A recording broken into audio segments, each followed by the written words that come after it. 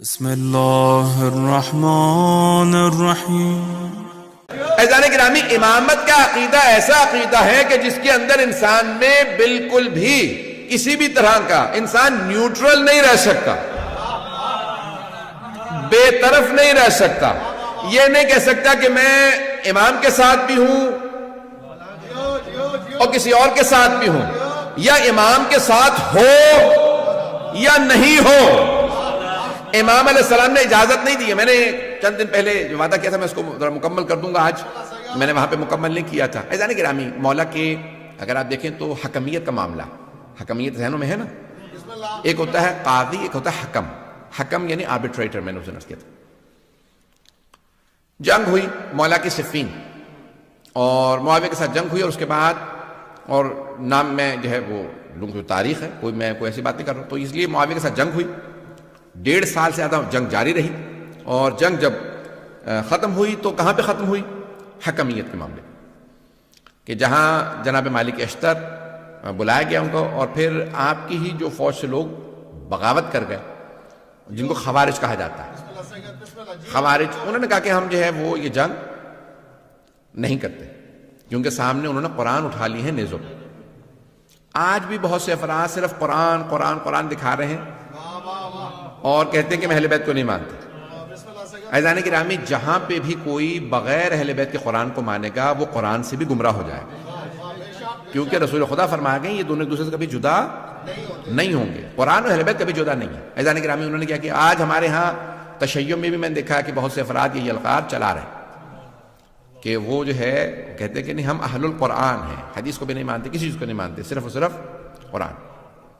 یاد رکھیے گا، جو صرف قرآن کی بات کرے گا وہ لازماً گمراہ ہو جائے گا۔ عزیزان گرامی، اب یہ جناب امیر علیہ السلام کے سامنے ہوا معاملہ، انہوں نے قرآن اٹھایا، مولا نے کہا بھئی یہ قرآن لے لو، یہ جو دکھا رہے ہیں اس کا واسطہ دے رہے ہیں، جنگ جاری رکھو۔ کہا نہیں مولا وہ قرآن کا واسطہ دے رہا ہے۔ مولا نے کہا اگر وہ قرآن کو مانتا ہوتا تو میرے مقابلے میں کیوں آتا؟ اور مولا نے یہ جملہ فرمایا، کہا ھذا قرآن صامت وانا القرآن الناطق، یہ خاموش قرآن ہے، میں بولتا ہوا قرآن ہوں۔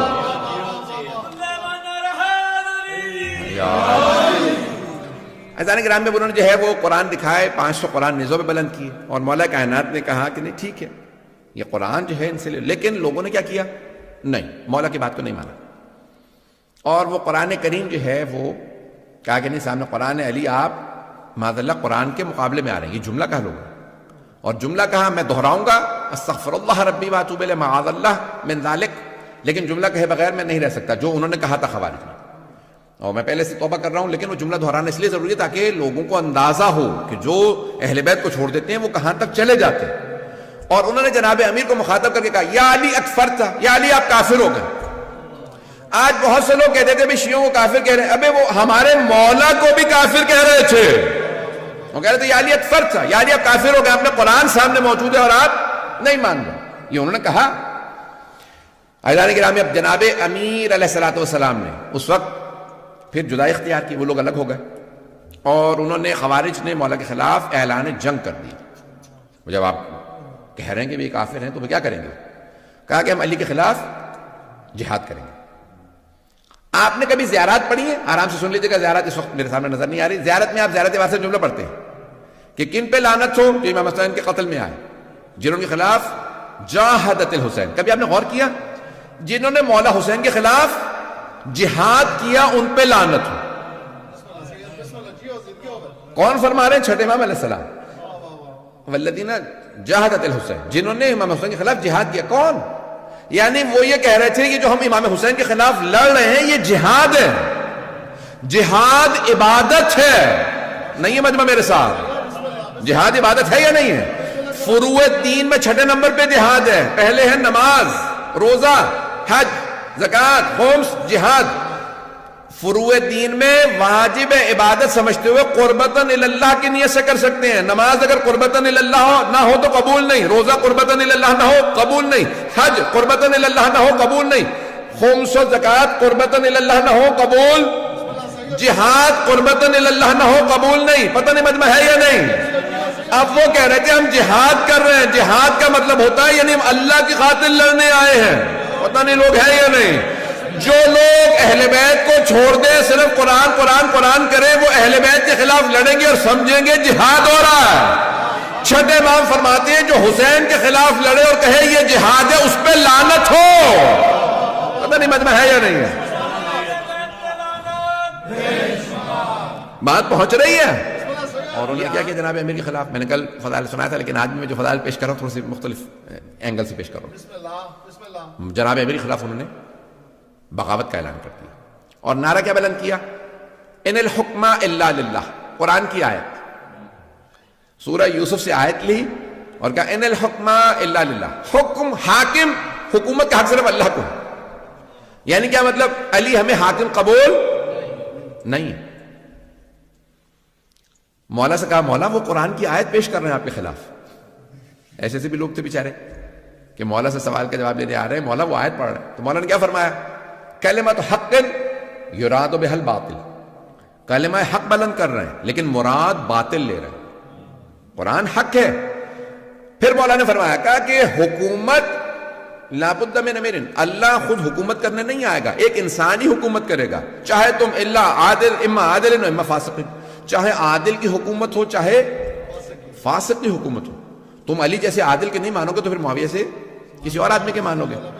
عزیزان گرامی, جناب امیر علیہ السلام نے وہاں پہ سٹینڈ لیا اور پھر آپ نے فرمایا یہ ایک ایسا فتنہ ہے جو میرے بعد بھی کوئی سے خلاف قیام نہیں کر سکے گا, میں ان کے خلاف قیام کروں گا.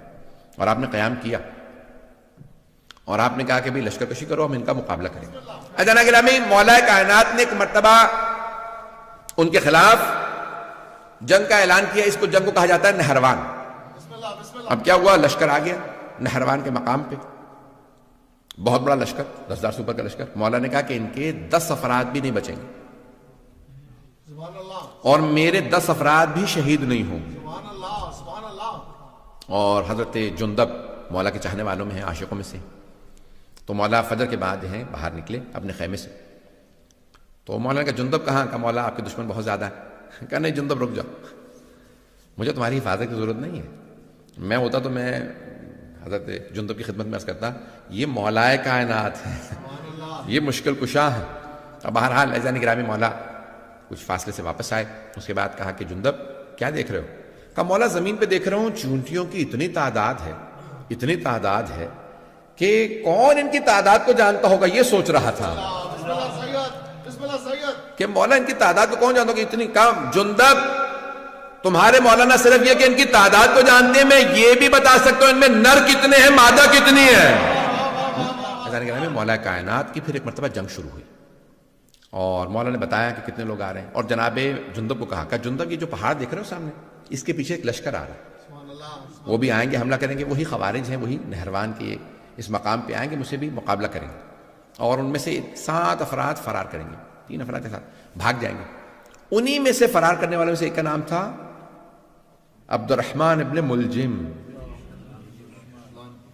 جس کو یعنی ہمارے ہاں کہا جاتا ہے کہ جس قدر یعنی سب سے شقی القلب کہا ہے رسول خدا نے اس آدمی کے لیے کہ کربلا میں بھی آنے والوں سے زیادہ پتھر دل انسان یہ ہے, شمر سے زیادہ ملعون ابن ملجم. اور کہا جاتا ہے کہ اس کا نام لے کر کے جتنی ہو سکے لعنت کرنا اس کا بے انتہا ثواب. عزیزان گرامی, مولا نے پھر جنگ کی اور مولا جو ہیں وہ عام طور سے زمین پہ کھڑے ہو کے جنگ کرتے تھے. جو آئے مقابلہ کرے, جو مارا جائے, جو بھاگ جائے. واحد جنگ ہے جہاں پہ مولا نے فرمایا, کہا اس میدان سے کسی کو بھاگنے نہ دینا. یہ صفین کے لیے اور نہروان کے لیے لوگوں نے کہا کہ مولا نے صرف ان کے لیے کہا اس میدان سے جو بھاگے اسے بھاگنے نہ دینا, اس کے پیچھے اس کے مقابلہ کرنے کے لیے جانا اور اس کو وہاں مار دینا. کہا مولا کیوں؟ جمل میں آپ نے کہا جو بھاگتا ہے بھاگ جائے, لیکن یہاں پہ آپ فرما رہے ہیں کہ جو بھاگتا ہے اسے بھاگنے بھی نہ دو. کہا جمل میں لوگ ماں کا نام سن کے دھوکہ کھا کے آ گئے تھے, پتہ نہیں لوگ ہیں یا نہیں, سوچ رہے تھے شاید ماں صحیح ہو اس لیے دھوکہ کھا کے آئے تھے, انہیں نہیں پتا علی حق ہے. پتہ نہیں مجمع ہے یا نہیں. کہ اس لیے میں نے وہاں پہ کہا تھا جو بھاگے بھاگنے دو, دھوکہ کھا کے آئے. وہاں مسلمان تھے, دھوکہ کھا کے آ گئے تھے. یہاں یہ منافق ہیں, کافر ہیں, اسلام کا لبادہ اوڑھ رکھا, کہ کوئی بھاگے اسے بھاگنے نہ دینا. مولا نے ایک مرتبہ ذوالفقار کھینچی، اللہ اکبر کی صدا دی، گھوڑے کو ایڑ لگائی، مولا صفوں سے اپنے گھوڑے کو دوڑاتے رہتے تھے، جہاں سے گزرتے تھے سر ہی سر نظر آتے تھے۔ کسی نے سوال کیا یا علی تلوار چل نہیں رہی، سر پہ سر گر رہے ہیں؟ میں اپنے انداز سے جواب دے رہا ہوں، مولا کہیں گے میں ذوالفقار کو روک رہا ہوں، روک نہیں رہی ہے۔ مولا نے وہاں پہ مقابلہ کیا اور بھاگنے میں صرف چند افراد ہی کامیاب ہوئے، باقی سب کو مار دیا۔ مولا نے کہا کیوں؟ یہ ایسا فتنہ ہے، یہ جہاں جائیں گے کفر پھیلائیں گے۔ اگر وہ چند افراد بھی جو بچے تھے آج اگر آپ کو داعش نظر آ رہے ہیں تو سمجھ لیں انہی کی تبلیغ کا اثر ہے۔ بات پہنچ گئی ہے ذہن گرام میں، بکلیئر ہوئی ہے؟ یہ جو بھی اہل بیت کے خلاف خروج کرتا ہے چاہے کسی دور میں کرے، وہ کہتا ہے میں جا کے جنت البقیع ڈھاؤں گا، میں سامرہ پہ حملہ کروں گا، یہ جو بھی ہے اس کا مطلب ہے یہ خارجی ہے، یہ خروج کر رہا ہے امام کے خلاف۔ اور خوارج ہمارے تمام علماء نے کہا کہ وہ نجس ہیں، عین نجس، اخبث و انجس ہیں، نجس جانوروں سے بھی زیادہ۔ اس سے زیادہ کھل کے تو نہیں پڑھ سکتا ممبر سے۔ بسم اللہ الرحمن الرحیم۔ عزیزان گرامی، امامت کا عقیدہ ایسا عقیدہ ہے کہ جس کے اندر انسان میں بالکل بھی کسی بھی طرح کا انسان نیوٹرل نہیں رہ سکتا، بے طرف نہیں رہ سکتا۔ یہ نہیں کہہ سکتا کہ میں امام کے ساتھ بھی ہوں اور کسی اور کے ساتھ بھی ہوں، یا امام کے ساتھ ہو یا نہیں ہو۔ امام علیہ السلام نے اجازت نہیں دی ہے۔ میں نے چند دن پہلے جو وعدہ کیا تھا میں اس کو ذرا مکمل کر دوں گا، آج میں نے وہاں پہ مکمل نہیں کیا تھا۔ عزیزان گرامی، مولا کے اگر آپ دیکھیں تو حکمیت کا معاملہ، حکمیت ذہنوں میں ہے نا، ایک ہوتا ہے قاضی، ایک ہوتا ہے حکم۔ حکم یعنی آربیٹریٹر، میں نے اسے نص کیا تھا۔ جنگ ہوئی مولا کی صفین، اور معاویہ کے ساتھ جنگ ہوئی، اور اس کے بعد اور نام میں جو ہے وہ جو تاریخ ہے، میں کوئی ایسی بات نہیں کر رہا ہوں، تو اس لیے معاویہ کے ساتھ جنگ ہوئی، 1.5 سال سے زیادہ جنگ جاری رہی، اور جنگ جب ختم ہوئی